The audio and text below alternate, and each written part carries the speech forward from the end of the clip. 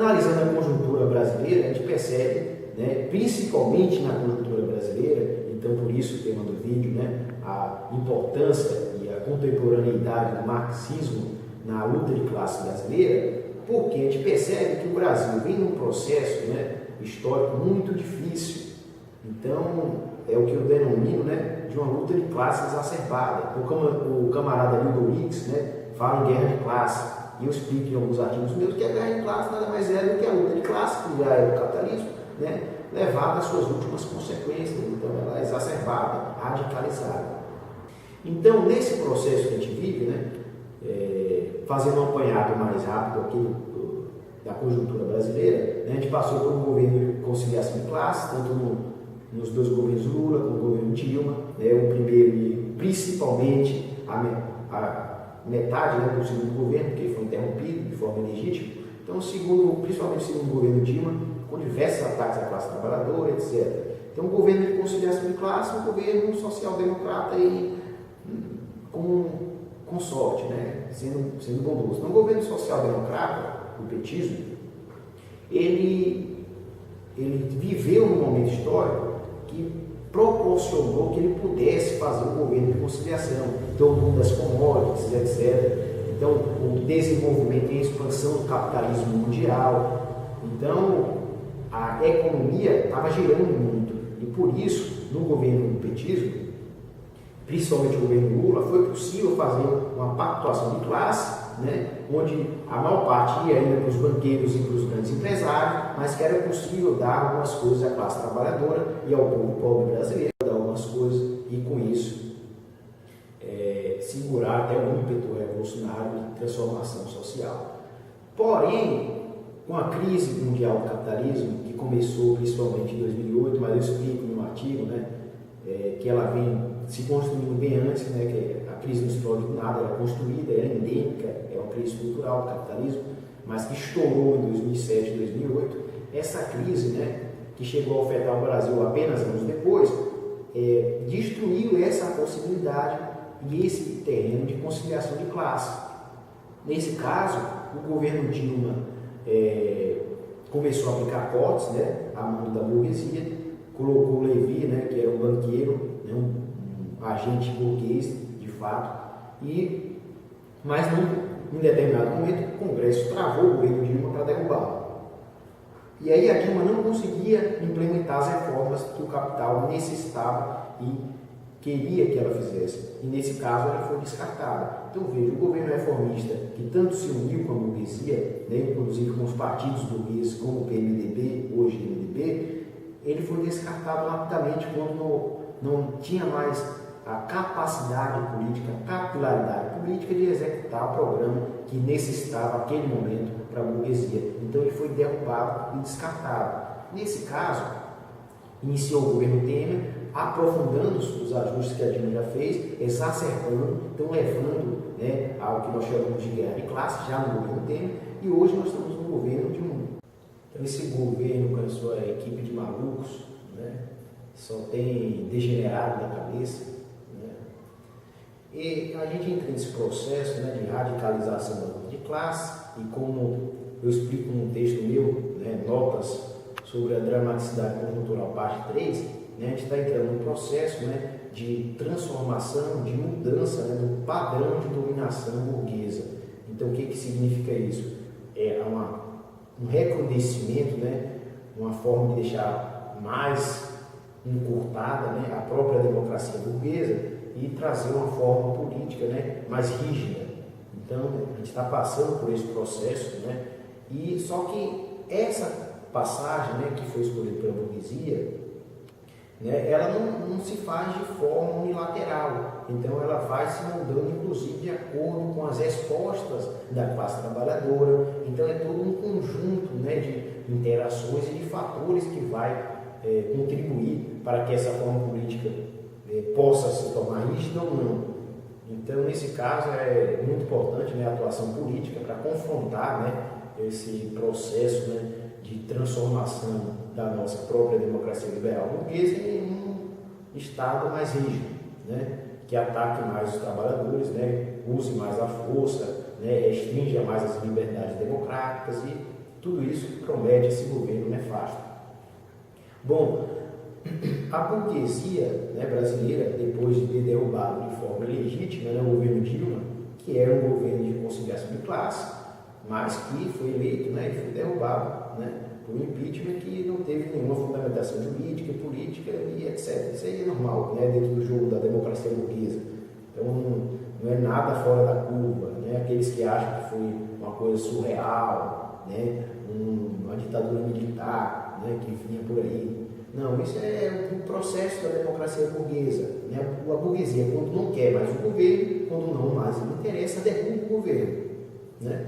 De forma totalmente aleatória, então derruba o governo para manter os seus interesses. Nessa derrubada desse governo, a burguesia nacional, né, que é dividida em várias frações, né, não é uma coisa unitária, homogênea, essa burguesia chegou, né, em um consenso em determinada agenda, né, que é uma agenda de ajuste fiscal, né, que visa jogar a conta da crise do capitalismo, do sistema da burguesia, nas costas da classe trabalhadora. Então, essa agenda em comum que a burguesia elegeu, não, precisamos fazer uma reforma trabalhista, consenso da burguesia, precisamos fazer uma reforma da Previdência, precisamos cortar gastos, a emenda 95, a PEC da morte, congelando os gastos de investimento público, né, tudo isso, corte na educação, corte na saúde, tudo isso foi uma agenda, né, que foi organizada pela burguesia brasileira e pelo imperialismo também. Então, veja, a burguesia que tem as suas diferenças, evidentemente, né, setores que às vezes têm interesses um pouco imediatos distintos, chegaram nessa agenda em comum, nessa pauta em comum. E o governo que começou a aplicar, né, essa agenda de forma mais precisa, mais profunda, foi o governo Michel Temer, mas que não conseguiu concluir. Ele foi um governo de transição para que esse governo de 2018, que fosse eleito, né, e ganhasse a roupagem democrática, né, pudesse executar essa plataforma, né, política da burguesia. Então, e aí nas eleições, né, muitos burgueses apoiavam o Alckmin antes do primeiro turno, apoiavam outros candidatos, principalmente o Alckmin, né, achavam que a televisão, o poder da propaganda da televisão, o tempo de televisão seria fundamental, né, na eleição e tudo mais. Então, principalmente, somente os setores rurais estavam mais fortes com o Bolsonaro. Porém, quando eles viram que o Bolsonaro ganhava uma capilaridade política muito alta, todos passaram, né, antes ainda do primeiro turno, a apoiar o Bolsonaro, principalmente, né, a Rede Record, Universal, né, e todos os seus instrumentos de dominação e alienação, né, da classe trabalhadora, né, através de suas igrejas, né, evangélicas. Então, eles usaram todos os instrumentos para fazer com que os trabalhadores pudessem estar se iludindo, né, se alienando e votando no Bolsonaro. Bom, toda essa burguesia passou lá no Bolsonaro, por quê? Porque seria o candidato ideal? Não, eles sabem da deficiência do candidato, técnica, teórica, que os liberais gostam de cobrar técnica, né? Técnica e tudo mais, né? Então, eles sabem, a burguesia sabe dessa deficiência desse candidato, né? Mas ele era o que estava à frente da corrida da eleição. E nesse caso, a burguesia, ela trabalha também com a realidade material. Então, visto que elas não conseguiriam emplacar o seu próprio candidato, né? Eles apoiaram esse chamado candidato suposto fora do sistema, ele está 28 anos aí no centro político, né, acabaram agrupando esse candidato para que ele pudesse levar a sua agenda à frente, porque era o candidato que viria a vencer as eleições. Então a burguesia se agrupou desse candidato e passou a sua agenda para que ele pudesse aplicar agora, que é uma agenda nefasta. Então veja, é muito importante, né, nesse caso de guerra de classe, de aprofundamento da coerção, aprofundamento do autoritarismo, aprofundamento, né, de uma forma política mais rígida, é muito necessário que se haja uma reação por parte dos trabalhadores para impedir, né, essa formação desse novo padrão de dominação burguês e pô-lo abaixo. Então, não há condições mais de conciliação, nem econômicas, nem políticas e nem culturais. Não tem mais terreno prático, concreto, que dê base a um governo de conciliação de classe. É materialmente né, é uma questão até contraditória. Então não há como conciliar nesse terreno da crise onde a burguesia não está disposta a ceder nenhum milímetro, né, dos seus lucros. Então quer aprofundar os ajustes, aprofundar os custos de tal maneira que todo o ônus, todo o saldo da crise recaia sobre os trabalhadores. Então não há diálogo nesse cenário, não há possibilidade de um governo de reformas.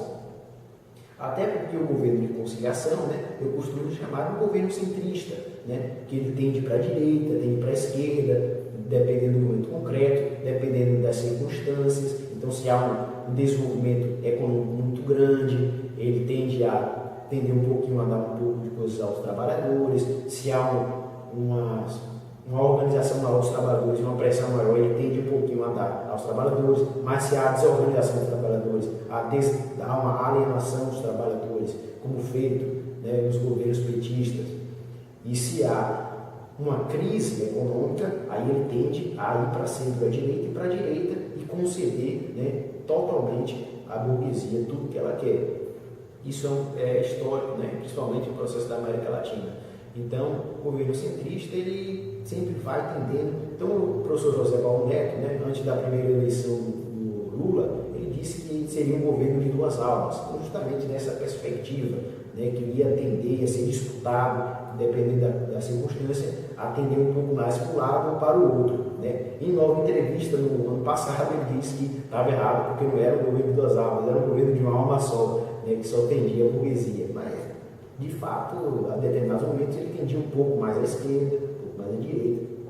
Então, o governo de conciliação, no momento da crise, ele se ajoelha, né, perante a burguesia. E, ao se ajoelhar à burguesia, o governo Dilma II, principalmente, que executou vários cortes, tem até um texto meu de 2015, que eu falo dos cortes do FIES, praticamente viabilizando o FIES em 2015, depois voltou atrás, né, resgatou um pouco dos investimentos para que o FIES não viesse a desabar. Então, o governo Dilma já aplicava vários cortes. Então, quem não lembra dos cortes do Levi? Então, tentavam até dissociar a imagem do Levi de Dilma, como se um fosse uma coisa, outro fosse outra, não fosse a Dilma, colocou ele lá para aplicar a agenda da burguesia. Então, veja, mesmo Dilma tentando conciliar, tentando fazer o que a burguesia queria, ela não teve força política para isso. E o Congresso travou, impediu o governo Dilma de aplicar esse programa. E aí, debate para outro vídeo, né, essa atuação do Congresso, desses corruptos, né, Michel Temer, Eduardo Cunha, né, esses bandidos, né, do Congresso Nacional. Então, mesmo Dilma tentando conciliar, ela não conseguiu e foi derrubada de forma legítima. Então, veja só como é a burguesia. Então, veja o que aconteceu com a Allende no Chile, veja o que tentam fazer na Venezuela. Então, a burguesia ela é traiçoeira. Então, quando não há uma condição de ter um governo de conciliação, ela descarta e coloca o governo para o sangue burguês, como é o caso do Brasil hoje, da Argentina, né, da Colômbia. Então, veja, nesse sentido, nesse governo de guerra de classe que se instalou, não há possibilidade de diálogo, não há nenhuma possibilidade de diálogo, e por isso a necessidade histórica de resgate do marxismo e da teoria revolucionária. Então, como, repito, Marx diz, uma força material só pode ser deposta por outra força material. Neste caso, precisamos reagir aos ataques da burguesia, precisamos reagir aos ataques do governo Bolsonaro, precisamos reagir a tudo isso que está posto. E não há condição de diálogo. É preciso sair do campo simbólico do pós-modernismo, né, da questão estética somente, e ir para o campo real, para a luta real. Então, é necessário essa reflexão, essa superação, né, dessas teorias pós-modernas, essas teorias, né, da chamada nova esquerda, e o resgate da teoria propriamente dita revolucionária. Não há outra forma de reagirmos a esse contexto histórico que estamos vivendo que não seja com uma teoria transformadora. Então é necessário, não é somente um desejo, mas é uma necessidade, uma teoria revolucionária. Precisamos de um instrumental categorial, um instrumental teórico que possa responder essas questões, tanto as questões do dia imediato, como as questões de superação do sistema. Bom, as manifestações do dia 15, né, contra os cortes da educação, né, contra os cortes na universidade pública, né, que foram cortes criminosos, né, medíocres feitos pelo governo Bolsonaro, né, essas manifestações do dia 15 foram belíssimas. E é isso que nós precisamos, uma questão material concreta, ir para a rua, disputar, né, disputar a questão política, disputar também a hegemonia da sociedade, uma questão, uma interpretação correta do Gramsci, não por dentro das instituições, mas criando as instituições dos trabalhadores, criando o contrapoder, criando o poder popular, né, criando as formas de educação do proletariado próprias, né? Então é preciso disputar a sociedade, é preciso a disputa e um projeto de poder para transformar a sociedade, superar o capitalismo. Então é necessário partir para a rua. Então essas manifestações foram fundamentais, foram um passo, né, crucial nessa disputa e nessa não só resistência, mas nessa proposição de algo. Precisamos propor. Então, veja, essas manifestações, além de fundamentais, elas apontam, né, para uma necessidade histórica de ir para as ruas, de se organizar, de lutar pelos nossos direitos. Mas veja, muita gente foi para a rua, né, contra os ajustes fiscais, que é os cortes da educação. Veja, nós precisamos compreender uma coisa.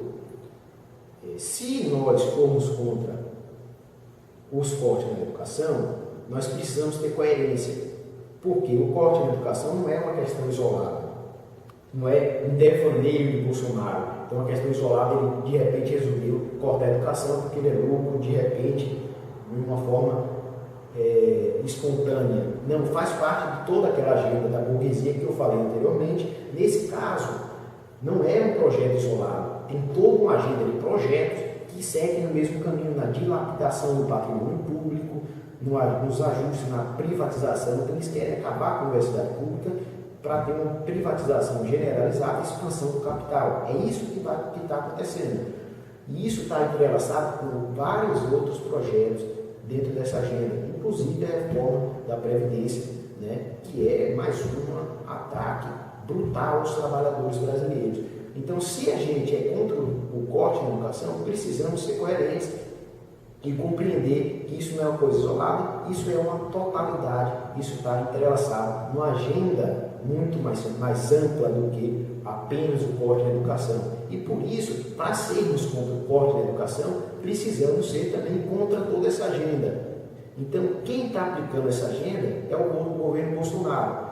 E para a gente ser contra o corte na educação, que a gente foi no dia 15 e vai no dia 31, não tem que ir na manifestação todo mundo, né, para as ruas no dia 30, né, no dia 30 desse mês, a gente precisa também ser contra a agenda e ser contra quem está propondo a agenda.